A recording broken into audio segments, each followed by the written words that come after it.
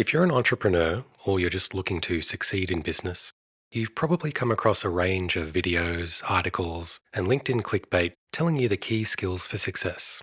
Well, in this video, I want to discuss what I believe is the most important business skill that doesn't tend to get talked about enough. Let's start with a story I just made up. Imagine you're a low-paid employee working somewhere in Corporateville, which is a town located just south of the capital of Bismerica, and you've been asked to complete a report by the end of the day, or as your brain has been wired to pronounce it, EOD. You have no idea why you're making this report, but it has something to do with your corporate allowance money. Your manager who asked for this extremely valuable Word document used to work in the military, leading a highly disciplined team of Navy SEALs, or Navy whales, or land seals, or whatever, who were born with the ability to discard their emotions and perform duties on command. Now, this left a strong impression on your manager about how to motivate people. And now, instead of barking orders at Navy land seals, he barks orders at 22-year-old junior social media managers with the same level of life or death hot-headedness.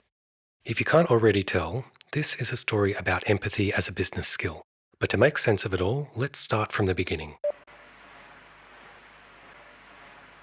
There's a flood of advice floating out in the weird wide web about the key skills for success in business. These recommendations can cover a wide range of skills based on the author and their view of what it takes to succeed. You'll find items like critical decision making, resilience, sales negotiation tactics, confidence, prioritization, and on and on.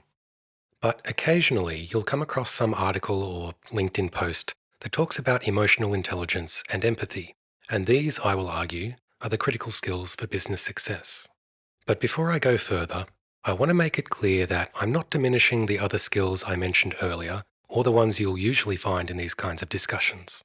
Yes, resilience is important. Yes, you should be good at making critical decisions. And yes, based on the context you're working within, you might need to be able to do 100 push-ups in under a minute.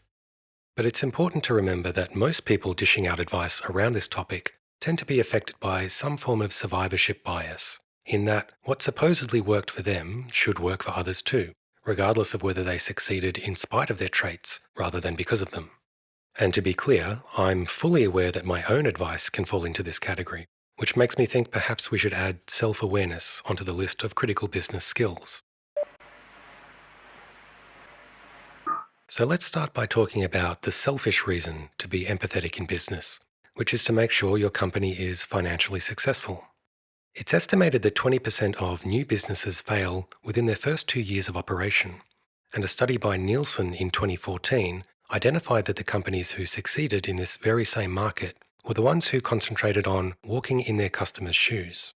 And because I'm putting myself in your shoes and know you want to be entertained, let me tell you another completely true story to help get my point across.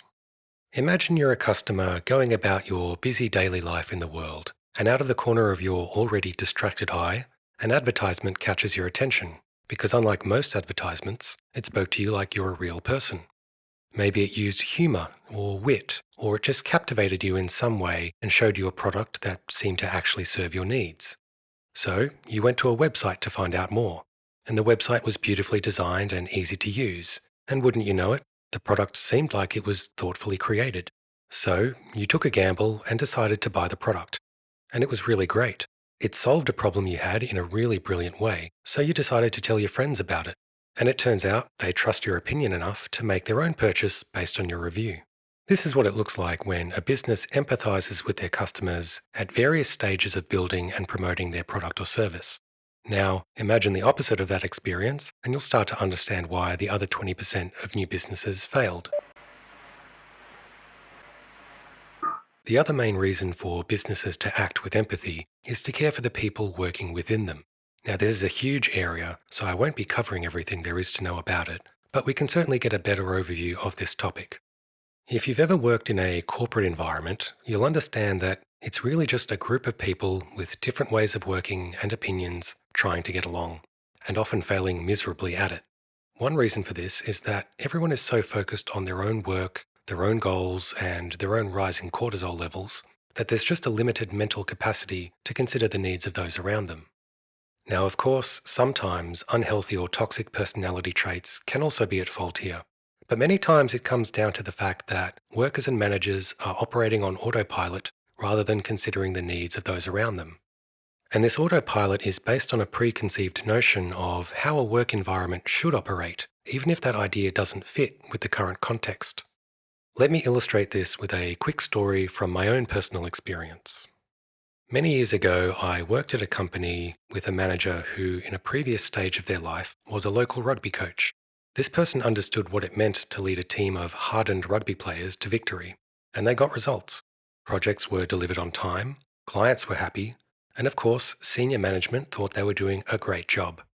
But at the same time, this manager left a trail of emotionally burnt out employees in their wake, as anyone who worked under them suffered from an incompatible management style in this context.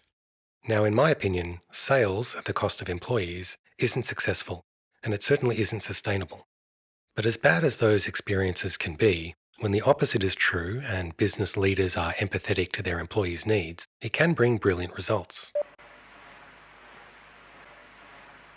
There's probably an unlimited number of reasons as to why many businesses fail to practice empathy within and outside of their organization. But one particular reason I can identify is a result of hustle culture that started to emerge around the late 90s and early 2000s off the back of an entrepreneurial boom, which was primarily related to the Silicon Valley startup scene. This mentality of work being about winning and beating the competition from this time wasn't a new idea, but seemed to cement itself into those famed startup companies, many of which still hold that same mentality to this day. This win at all costs idea resulted in things like long hours, fast-paced environments, and lack of sleep. It also, over time, seeped into other companies around the world as other types of leaders saw the successes of these companies and assumed it was a result of working their employees into the ground. Unfortunately, the proponents of these types of working conditions also tend to be the loudest voices, and therefore their ideas just tend to spread quicker.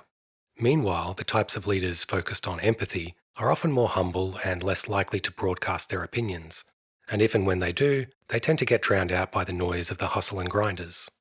These days, this mentality still exists, but it does seem to be losing steam as more and more workers realise they don't want to wake up at 4 a.m, work till 11 p.m, then pass out in a bathtub full of Starbucks coffee to ensure they wake up at 4 a.m. again the next day. So, what are the key lessons from all this? I think firstly, it's important to learn the context you're working within in order to know what type of skills to leverage or learn, and this starts with empathy.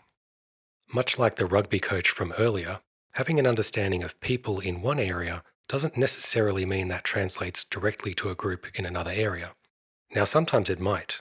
For example, the rugby coach might have been a great leader in another high-pressure environment, and sometimes some of those skills can still be used in very different environments, but often they might need to be toned down or discarded altogether. Often the best way to tackle this is what I say in a lot of these videos, which is to spend time with the people you're trying to work with, both colleagues and customers, and understand what makes them tick. What do they respond well to? What do they respond negatively to? And above all else, avoid judging their needs, because as different as we are, we're all just people trying to get by, looking forward to a good night's sleep. That's it for today. If you enjoyed this video, please like your boss's finger paintings and stick them on the fridge. Share your feelings loudly in the office cafeteria, and subscribe to a season pass for your local rugby team to give the players a big warm hug. And if you're an entrepreneur or business owner, follow this channel where we'll talk more about topics such as business, design, and innovation. See you next time.